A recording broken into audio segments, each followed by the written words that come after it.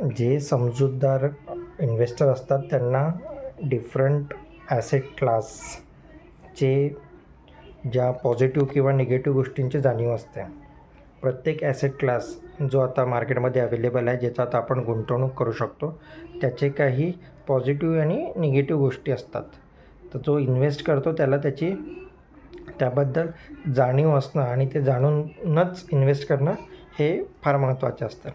जसे स्टॉक मार्केटमध्ये जर तुम्ही पैसे गुंतवत असाल तर त्याच्यासोबत एक मार्केट रिस्क आहे. स्टॉक मार्केट कधी वर कधी खाली. आता जे युद्ध चालू आहे त्याच्यामुळे स्टॉक मार्केटमध्ये जे पहिले आता फार प्रॉफिटमध्ये होते, आता सेम जर त्यांनी तो स्टॉक जर त्या युद्ध सुरू होण्याच्या पहिले जर विकला नसेल तर आता त्यांनी तो स्टॉक जो पॉझिटिव्ह होता किंवा त्याच्यामध्ये त्यांना प्रॉफिट होत होता तोच आजच्या डेटला ते निगेटिव्ह झालेले असतील, कारण की आता ओव्हरऑल मार्केट फार डाऊन आहे.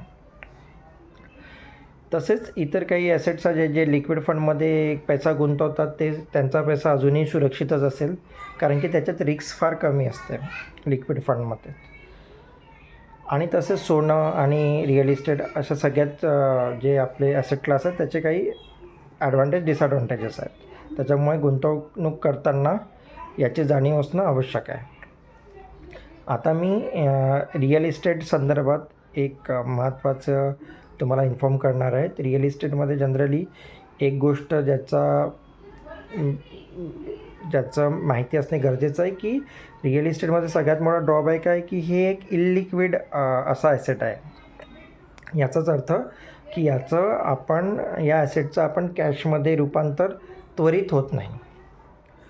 जसे सोनं एकदम लिक्विड आहे. तुम्ही आज तुमच्याकडे जर सोनं असेल तर तुम्ही बाजारात जाऊन ते विकू शकता, लगेच तुम्हाला कॅश मिळेल. पण आज माझा फ्लॅट विकायचा आहे तर मी लगेच, माझा जर 30 लाखाचा फ्लॅट आहे, उद्या माझ्या अकाउंटमध्ये 30 लाख येणार नाही, कारण की त्यासाठी मला पहिले कस्टमर शोधावं लागतील, ते निगोसिएशन होणार, बरेच दिवस जातील आणि त्यामुळे त्याचं रूपांतर फायनल पैशामध्ये व्हायला 3 महिने, 6 महिने, एखाद वर्ष पण लागू शकतं.